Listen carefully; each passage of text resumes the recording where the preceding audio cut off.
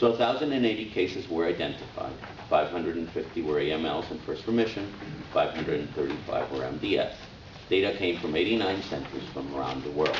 This is truly an international effort. The results were compared in 4 different groups. We analyzed transplant-related mortality, relapse rate, and the final leukemia-free survival in patients according to whether they were 40 to 54 years old, 55 to 59 years old, 60 to 64 years old, or greater than 65 years of age. Surprisingly, the transplant-related mortality, the relapse rate, and the leukemia-free survival were similar in all groups, regardless of age.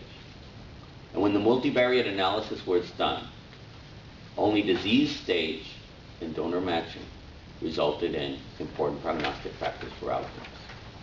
This allows us to conclude that for older patients with acute myelogenous leukemia, a myelodysplastic syndrome, allogeneic transplant with a reduced intensity regimen will result in long-term disease control and probably cure, and should be considered a valid therapeutic strategy for these patients, and that age should no longer be considered a contraindication for allogeneic transplant in this population. We also think that this further should support the use of, or the coverage of allogeneic transplant for patients with myelodysplastic syndrome in the United States. How widespread in countries where reimbursement isn't an issue, how widespread is their reluctance to undertake HCT in older patients? That is an excellent question. If you take aside resource availability and payment issues, I think the reluctance is based on physician perceptions about toxicity.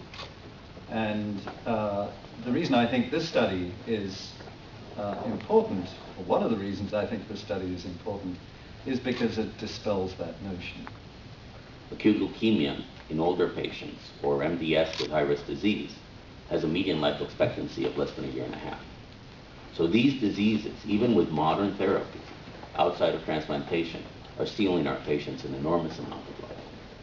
So this at least gives them the option of, curative therapy, which can extensively expand their, their productive life. So the fact that, you are more experienced in life shouldn't detract you from being able to get a therapy that's potentially curative.